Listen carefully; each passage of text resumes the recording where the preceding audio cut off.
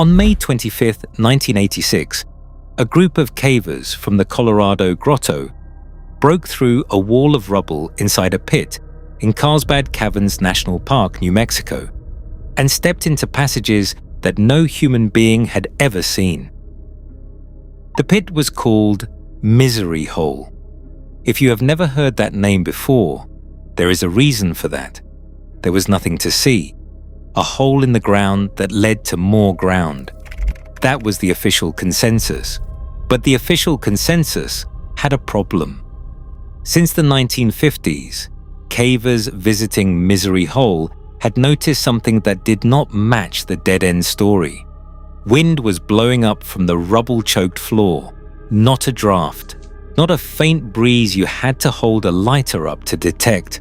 Wind, loud enough to hear clearly from inside the entrance, strong enough to feel against your skin, roaring up from beneath the rocks, from a space that, according to every survey ever filed on this cave, was not supposed to exist.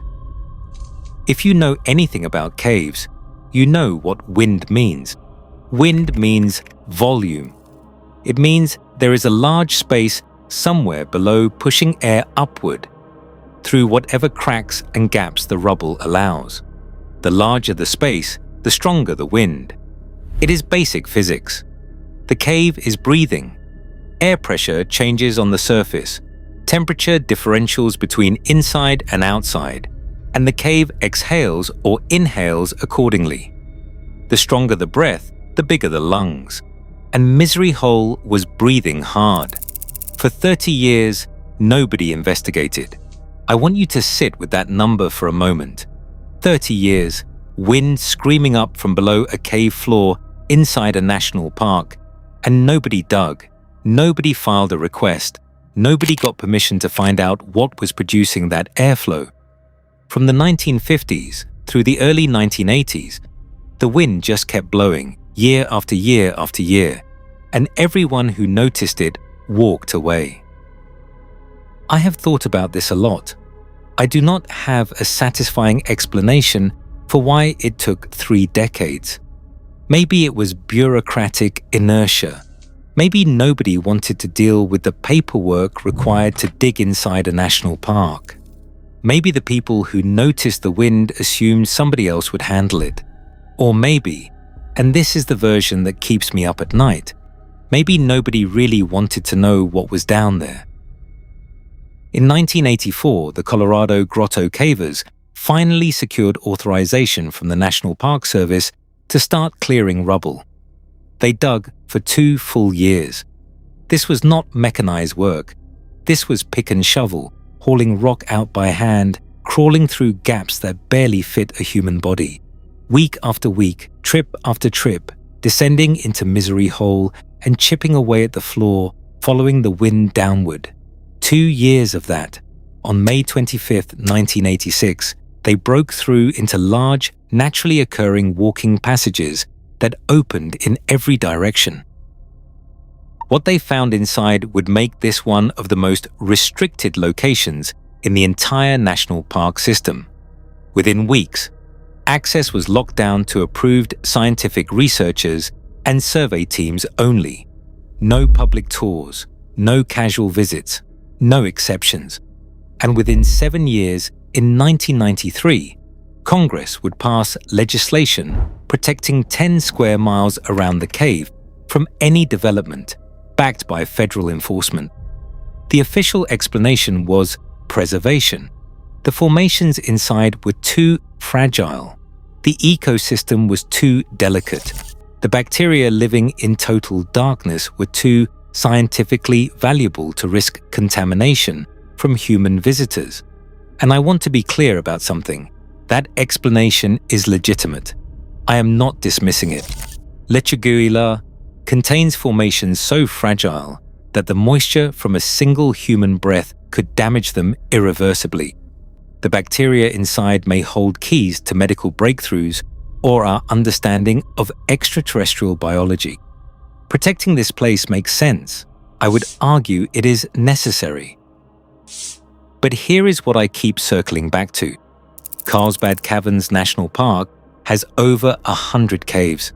The main cavern, the one tourists visit, sees roughly 500,000 people a year walking through the big room. That cave is spectacular. It is enormous.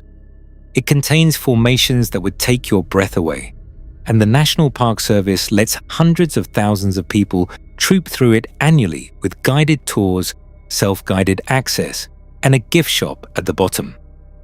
Lechuguilla, which sits in the same park, in the same mountain range, formed by the same geological processes, gets maybe a handful of approved visitors per year, not per day, per year. The contrast is staggering. One cave gets treated like a tourist attraction. The other gets treated like a vault. And the official explanation is preservation, which is true, but which does not fully account for the magnitude of the institutional response. A congressional act protecting 10 square miles. Federal Enforcement Authority. A 2-year approval process for a BBC film crew that was ultimately told it would probably never be allowed back.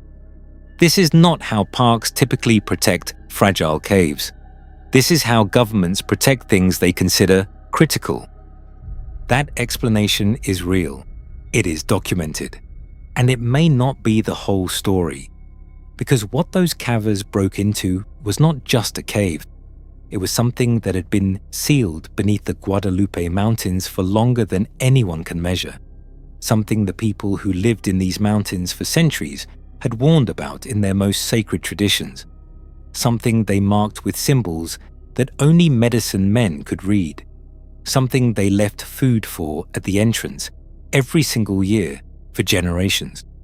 And when you look at what has been found inside these caves and what has been found inside the caves surrounding them, the government's urgency to seal this place starts to feel less like scientific caution and more like something else entirely. Before we continue, make sure you subscribe and let us know where you are watching from in the comments. Thanks. The passages the cavers broke into were massive, walking height tunnels extending in every direction, branching and splitting and diving deeper into the earth. The scale was immediately apparent.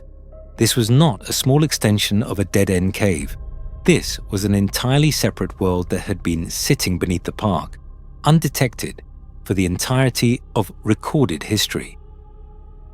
Over the following months and years, exploration teams mapped what they could. As of today, over 150 miles of passages have been surveyed inside Lechuguilla Cave. 150 miles, underground, in a single cave system. To put that in perspective, that is roughly the distance from Carlsbad, New Mexico, to El Paso, Texas. Except instead of driving across the desert, you are crawling through tunnels 1,000 feet below the surface. And they have never found the end. The cave is now the 8th longest in the world, the deepest limestone cave in the United States, reaching 1,604 feet below the surface at its deepest measured point.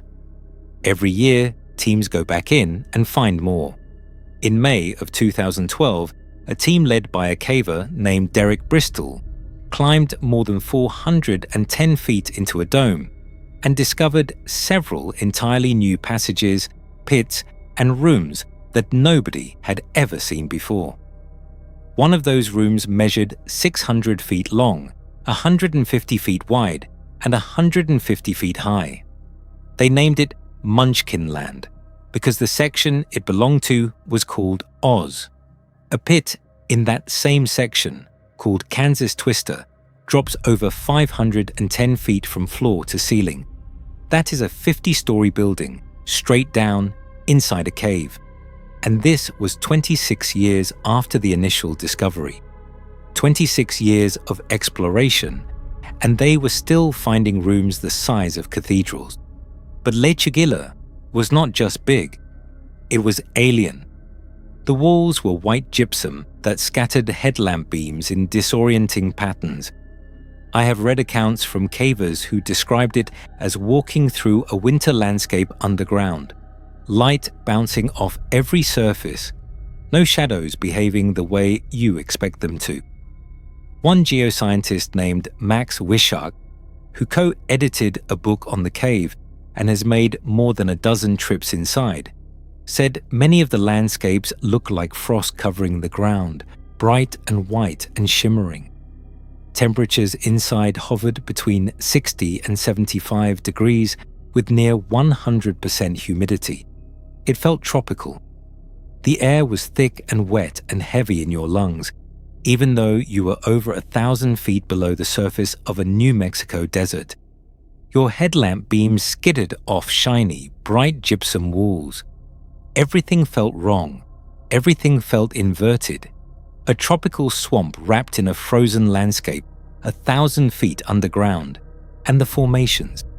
20-foot gypsum chandeliers hanging from the ceilings like something out of a palace built by something that was not human.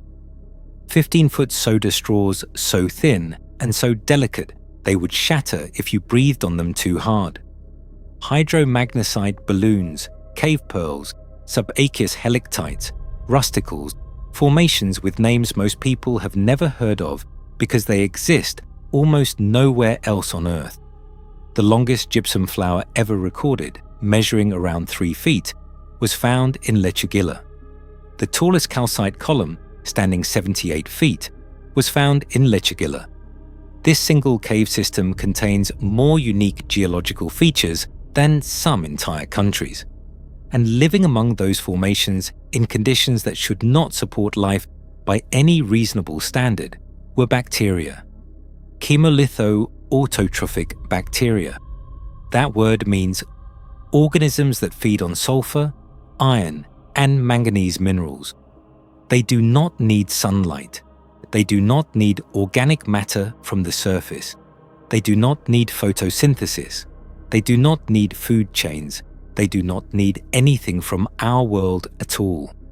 They exist in total darkness, sustained entirely by the chemistry of the rock around them. Scientists believe some of these organisms may have been isolated from the surface world for millions of years. Not thousands, millions, evolving alone, in the dark, with no connection to anything above. Some of them may have medicinal properties that could benefit human health. Others have been studied by researchers trying to understand how life could survive on other planets, in environments with no light, no atmosphere, no link to a surface ecosystem. Let me say that again so it lands.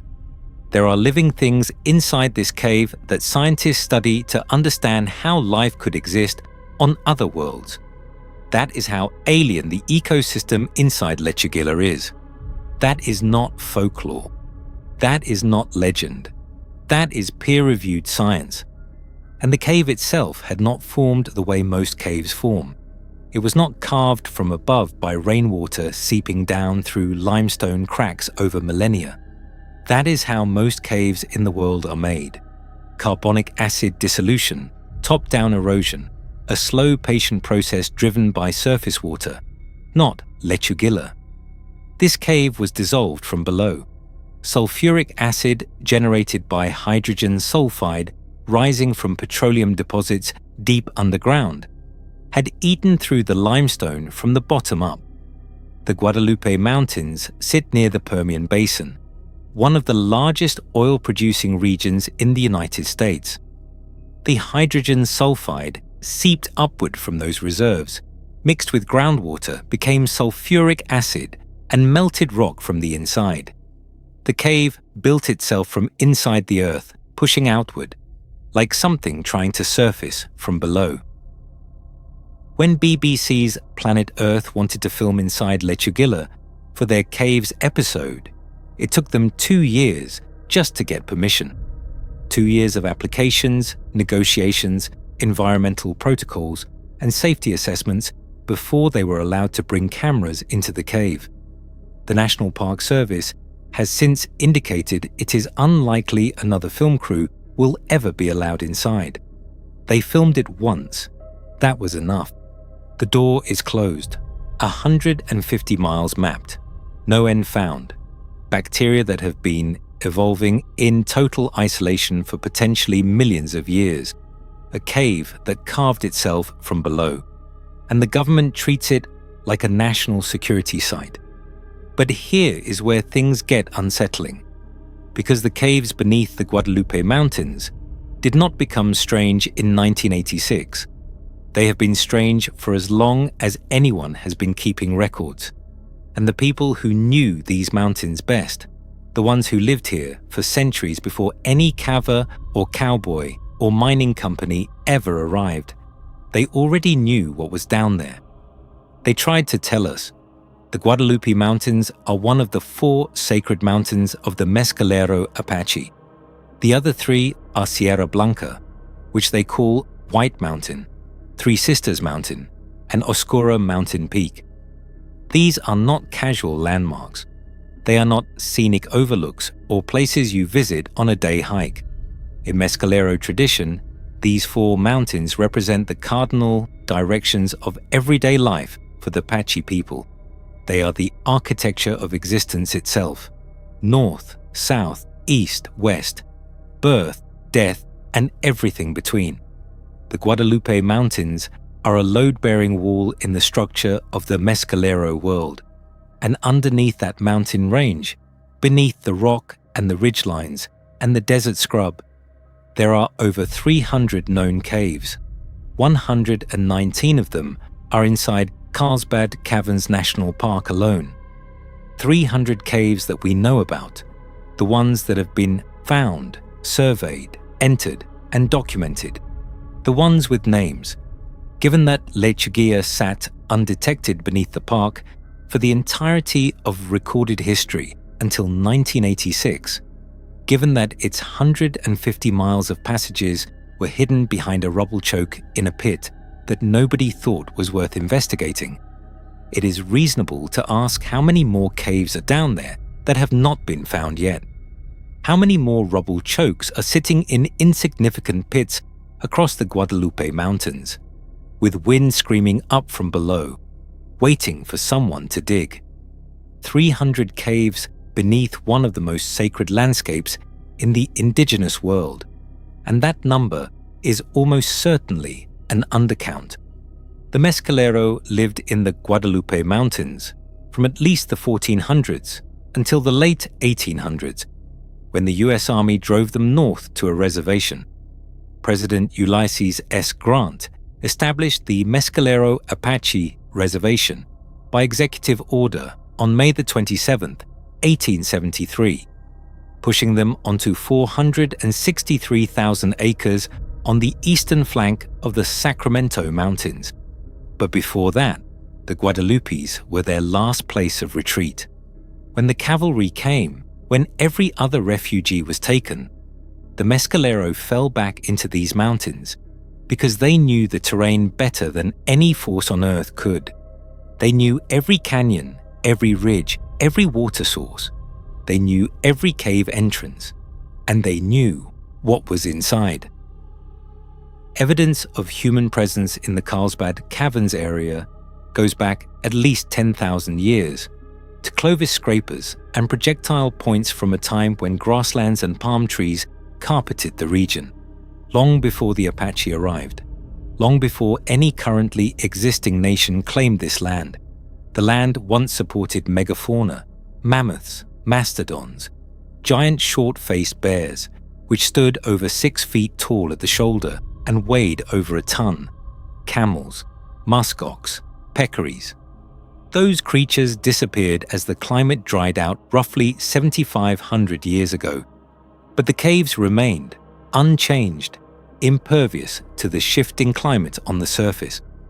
Whatever existed in those underground systems before the megafauna vanished continued to exist after they were gone. The surface world transformed.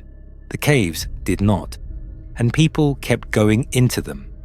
The Mescalero were not the only ones who recognized these caves as significant.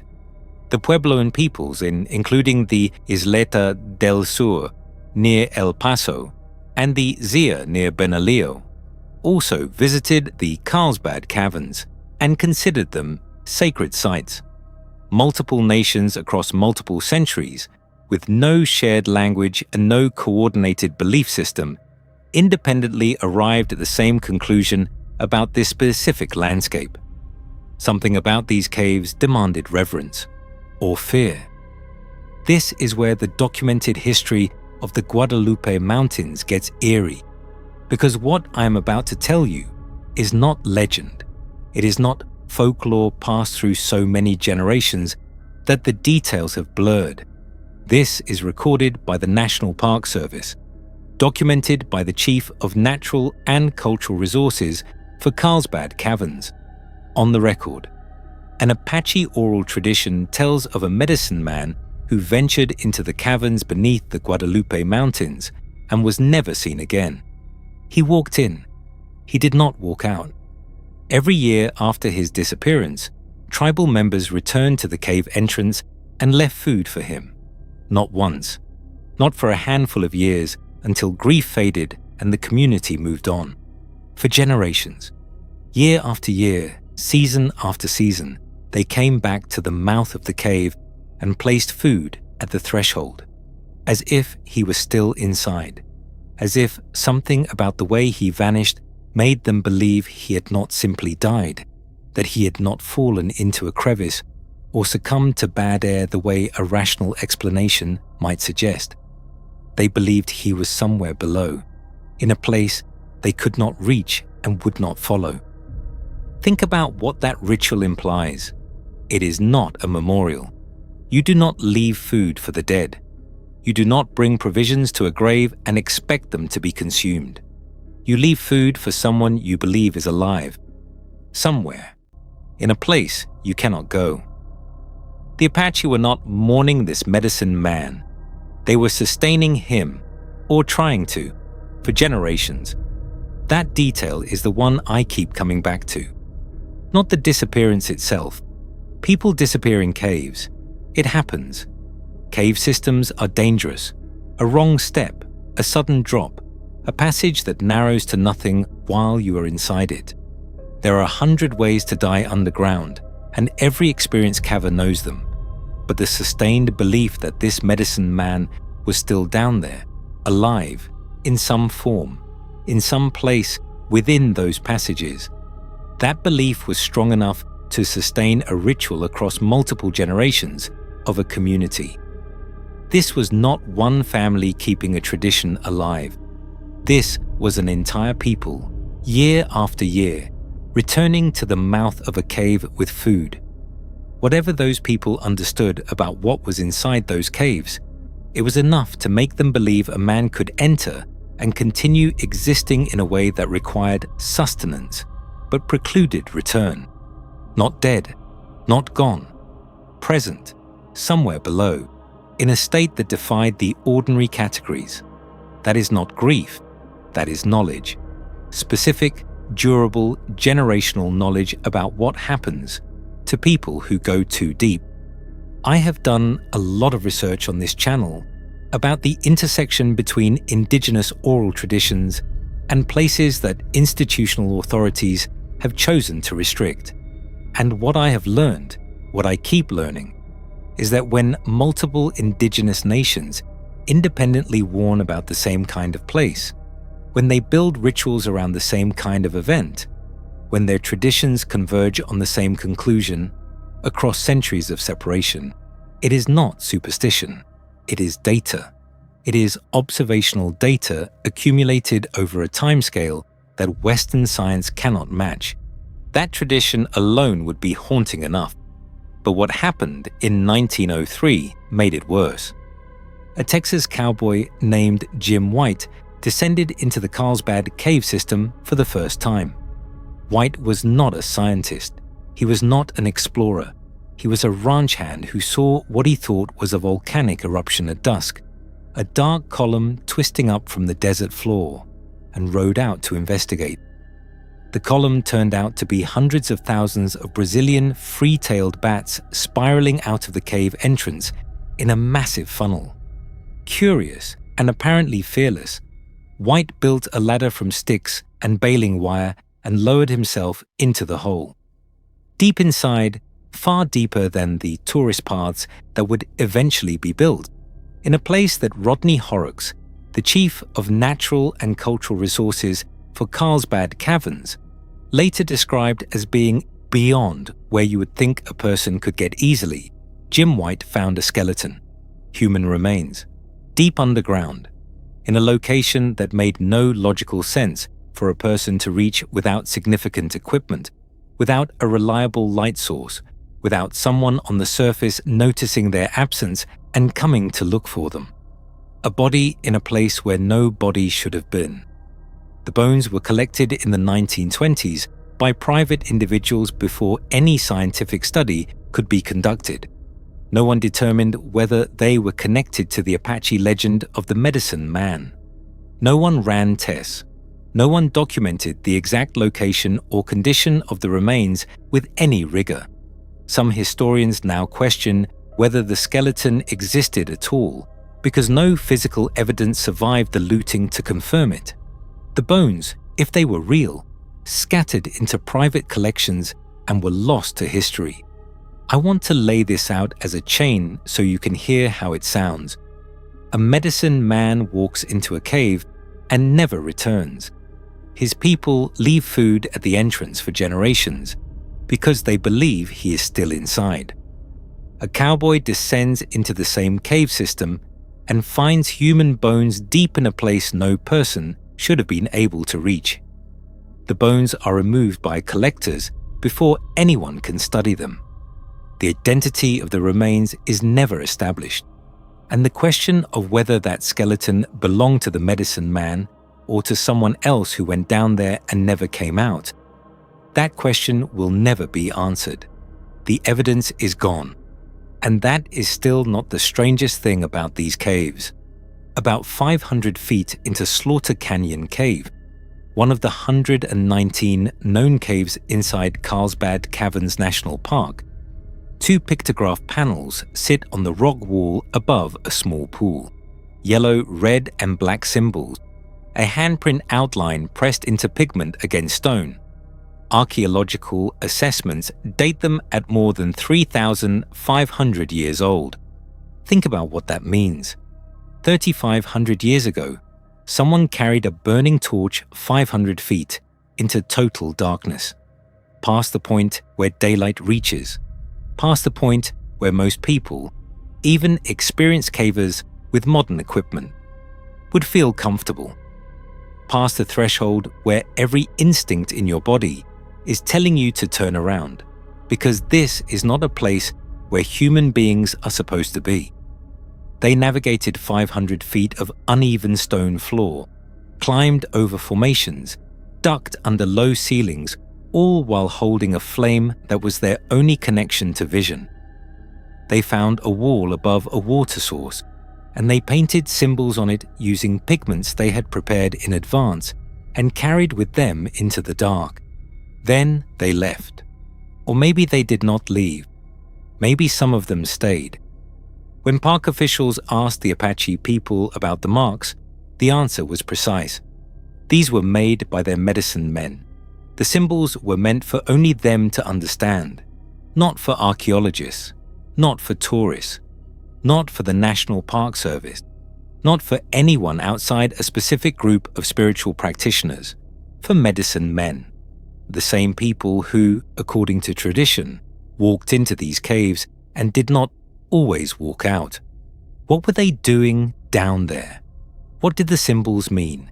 What required a language so specific, so restricted, that only a select group of people within their own community could read it?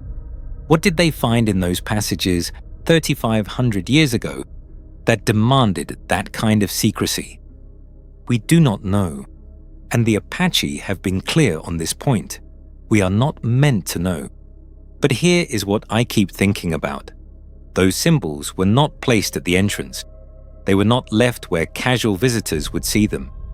They were 500 feet inside total darkness. You had to commit to finding them. You had to carry fire deep underground, navigate passages that were not designed for human travel, and reach a specific wall above a specific pool. If you were not a medicine man, you had no reason to go there. And if you were a medicine man, You already knew what the symbols said, so who were they for? If the only people who could find them were the people who already knew what they meant, what was the purpose? Were they instructions? Were they records? Were they warnings for the next medicine man who came down, telling him what he was about to encounter? I do not have answers. Nobody does. The Apache have kept their meaning private, and that is their right. But the symbols exist. They are documented. They are 3,500 years old, and they sit in total darkness, 500 feet underground, in a cave system where a medicine man vanished and where bones were found in places no person should have been able to reach. And Slaughter Canyon Cave is not the only place in the park where this kind of deep cave art has been found. Rodney Horrocks has described these sites as among the rarest in the entire country. Only a handful of deep cave pictograph sites exist in the United States. Places where people carried fire hundreds of feet underground specifically to leave marks on the walls. Most rock art is found near entrances, near daylight, near the surface where people lived and worked and traveled. The deep cave sites are different. They required planning. They required commitment. They required someone to look at the darkness beyond the reach of sunlight and decide that they needed to go in anyway, and that what they found there was important enough to mark permanently on stone. Hikers entering the main cavern's natural entrance today walk past more pictographs on the walls, red and black paint, some of them possibly up to 4,000 years old, along with mescal roasting pits where agave was cooked and preserved for storage. Pottery vessels have been found deep inside Slaughter Canyon Cave, including one that is still intact and on display at the Carlsbad Museum. People were using these caves for millennia. They were going deep, and the ones who went deepest were the medicine men, the spiritual authorities, the people their community trusted to face whatever was down there and come back with knowledge. Not all of them came back. The picture does not get clearer from here. It gets stranger. We already talked about the bacteria, the organisms that feed on rock and do not need the sun, the life forms that scientists study to model how biology could function on other planets. But there is something else inside lechuguilla that I have not mentioned yet. Something that happened to the people who went inside. A National Park Service ranger named Jason Richards spent a week-long expedition inside Lechuguilla Cave, 7 days underground. Total darkness except for his headlamp. Near complete silence except for the occasional drip of water echoing off gypsum walls. The kind of silence that is not actually silent at all because your brain starts manufacturing sounds to fill the void. Your own heartbeat becomes audible. Your breathing sounds like wind. One night, deep inside the cave, Richards woke from a nightmare. When he opened his eyes, he saw a soft yellowish glow outlining his entire body against the darkness. No light source, no headlamp, no reflected beam, just his own body, faintly luminescent, glowing against the absolute black of the cave. He told no one for months. He was certain they would think he was hallucinating. Sleep deprivation, sensory deprivation, the psychological stress of spending a week in a place that human beings were never designed to inhabit. Any of those could explain away what he saw. He kept it to himself and tried to forget it. Then he met 2 cave microbiologists who had been on separate expeditions into the same cave. They had experienced the exact same thing. Same cave, same glow, same unexplained visual phenomenon. 3 people on independent visits at different times, all reporting the identical experience. Their bodies produced visible light in the total darkness of Lechuguilla Cave. One hypothesis that has been proposed is that after extended periods in total darkness, the human eye may adapt to perceive infrared light, radiation that is normally invisible, but that all warm bodies emit. It is a theory. It has not been confirmed. And it does not explain why this specific phenomenon appears to be associated predominantly with this specific cave, when plenty of other deep caves around the world host extended expeditions without anyone reporting glowing bodies. No one has offered a definitive answer. No one has ruled out that it might be something else entirely. The phenomenon is documented, the witnesses are credible, and the explanation remains open. Wishak, the geoscientist who co-edited the book on lechuguilla and has been inside more than a dozen times, described the experience of emerging after a week underground. He said that when they reach the entrance and the first sun rays hit them, it is still a very special feeling every time. It is a combination of seeing the sun again, hearing the birds again, smelling the plants. He said it is combined with a big relief that the expedition was a success. But I notice he did not say relief that everyone made it out safely. He said relief that the expedition was a success. Those are different things. Every expedition into lechuguilla is a calculated risk. Teams spend days underground, navigating vertical drops, crawling through passages that would make a claustrophobic person lose their mind, rappelling into pits with no floor in sight. One wrong step, one equipment failure, one injury in the wrong place, and you are over 1,000 feet underground with no quick way out.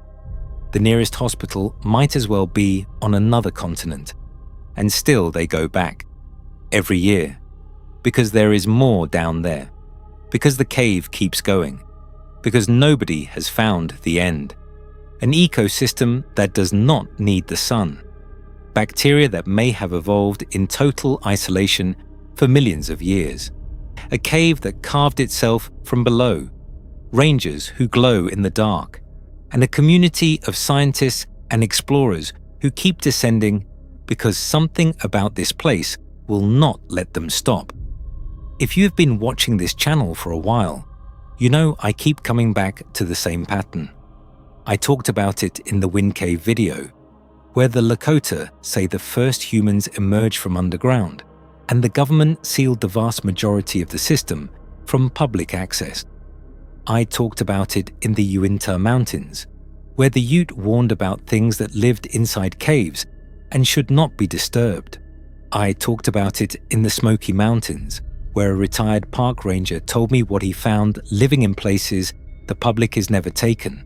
Different nations, different mountain ranges, different languages, different centuries, and the same warning. Certain places underground are not safe, not because of structural instability, not because of toxic gases, not because of any hazard that appears on an engineering assessment, because of what lives there. The Mescalero Apache creation story is built on a single foundational premise. The world was once ruled by monsters that hunted humans, and those monsters had to be destroyed before people could survive. On White Mountain, the most sacred of the 4 Mescalero mountains, white-painted woman gave birth to Child of Water and killer of enemies during a violent rainstorm. Giant monsters wanted to kill them. She hid her sons. She raised them in secret. And when they were old enough, they fought and killed the monsters of the earth so that the rest of humanity could live. Apache origin tradition, a mother dug a deep cave to hide her child from a dragon that had devoured all her previous children. She sealed the entrance and built a fire over the opening to conceal the hiding place and keep the child warm. Every day she descended into the cave to nurse the boy, then climbed back out and rebuilt the fire. The dragon hunted for the child but could not find him. The fire masked the scent. The sealed entrance hid the passage. The child grew up hidden underground, in the one place the dragon could not reach him. Caves, in Apache cosmology, serve a dual purpose. They are places of refuge. You can hide in a cave from things that hunt you, but they are also the places where those things dwell. The safety and the danger exist in the same space. You can shelter underground, but you are never alone down there. The cave protects you and threatens you simultaneously. It is not a safe place. It is a less dangerous place than being out in the open where the monsters can see you. That distinction matters, and it resonates with something I have noticed across every Indigenous tradition I have researched for this channel. The caves are never empty. The mountains are never just rock and dirt. There is always something in there, something that was there first, something that has been waiting since before human memory. The Lakota say the first people emerged from Wind Cave in the Black Hills, that the cave is a passage between worlds. The Ute told stories about the caves in the Uinta Mountains and what fed in the dark places where sunlight could not reach.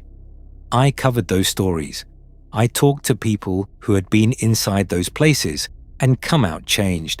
And now the Mescalero Apache, 1,000 miles south of the Uintas and half a continent from the Black Hills, are saying the same thing in their own language, with their own stories, from their own mountains. The Guadalupe Mountains are one of the 4 pillars of Mescalero existence. The caves beneath them are among the deepest and most extensive on the continent. Over 300 known caves beneath a single mountain range, and those are just the ones we have found. And the people who knew those caves best, who painted symbols on the walls 3,500 years ago, who sent their medicine men into the deepest passages carrying fire and pigment and purpose, who left food at the entrance for the ones who did not come back. Those people said there were things inside those mountains that should not be disturbed. Different peoples, different centuries, different languages, different mountain ranges separated by vast distances. The same conclusion. That is not coincidence. That is a pattern. And patterns, in my experience, tend to mean something. And then, in April of 2024, something happened at Carlsbad Caverns National Park that nobody has explained. Human remains were discovered on the Yucca Canyon Trail. The Eddy County Sheriff's Office and the National Park Service both responded. The trail was briefly closed to the public during the initial investigation, then reopened. No identification of the remains was released. No cause of death was announced. No explanation was given for how the remains came to be on that trail, or how long they had been there, or under what circumstances a person had died in that location. The investigation was reported in local news outlets, and then silence. As of today, no public resolution has been reported. In 1903, Jim White found bones deep inside the cave in a place where no person should have been able to reach. Those bones were removed by collectors and never studied. In 2024, more remains were found on the surface, on a trail leading toward the same cave system. Those remains have not been explained. 121 years apart. The same park, the same silence. I want to be careful here because I am not suggesting these events are connected by anything other than geography and the absence of answers. I am not building a conspiracy. I am pointing out a pattern of institutional silence around human remains in a location where Indigenous oral traditions specifically warn about people going in and not coming out. That is not a theory. That is an observation. And observations are allowed. The Guadalupe Mountains have been absorbing people for as long as people have been going into them. A hiker named Rick Berry went missing in Guadalupe Mountains National Park in November of 2023. He survived 5 days in the Chihuahuan Desert, including 4 days without food or water, before search teams found him off-trail near the Guadalupe Peak Trail. He made it out alive barely, but his story is a reminder that these mountains do not give people back easily. They take, and sometimes what they take, they keep. I do not know what any of this means. I am not going to stand here and tell you I have it figured out. I have spent weeks researching this video, reading Park Service documents, cross-referencing Apache oral traditions with archaeological reports, looking at geological surveys and scientific papers about cave bacteria and formation chemistry. And the more I read, the less certain I become. Not because the evidence is weak, because the evidence points in a direction that I am not sure I am comfortable following all the way to the end. But I can tell you what the record shows, because the record is strange enough on its own. Lechuguilla Cave has been restricted since the day it was discovered in 1986. Before that, it was sealed by its own rubble for thousands of years, while wind screamed through the gaps and nobody wanted to dig. Before that, the Apache marked the mountains above it as one of the 4 most sacred places in their world. Before that, the Puebloan peoples came to these caves and treated them as sacred. Before that, someone carried fire 500 feet into total darkness and painted symbols on the walls in a language that only medicine men could read. Before that, someone else went into the caves and left pottery and roasting pits and evidence of sustained, deliberate use of the underground stretching back thousands of years. One of those medicine men walked into the darkness and never came back. His people left food at the entrance for him. Not once, not for a few years, for generations. They believed he was still down there. They believed the caves held him in a way that was not death, but was not life, as we understand it either. In 1903, a cowboy found bones deep inside where no person should have been able to reach. The bones were taken before anyone could study them. In 1986, cavers broke through the floor and found 150 miles of passages carved from below by acid rising from deep inside the earth. Bacteria living in total darkness for potentially millions of years. Formations that exist nowhere else on the planet. Rangers whose bodies glowed in the dark. A cave system that, after nearly 4 decades of exploration, still has no known end. And in 2024, unidentified human remains on a trail leading toward the caves, with no explanation offered. The government sealed it, Congress protected it, the NPS guards it, and every year, small teams of approved researchers go back inside and find more. More tunnels, more chambers, more depth, more questions with no answers. They have never found the bottom. And I keep thinking about the wind. The wind that blew up through the rubble for 30 years before anyone had the courage to dig. Loud enough to hear from the entrance. Strong enough to feel on your skin. 30 years of something pushing air upward from a place that was not supposed to exist, from a space so vast that its exhalation could be felt by anyone who stood in a 90-foot pit called Misery Hole. 30 years of something breathing down there, and nobody wanted to find out what.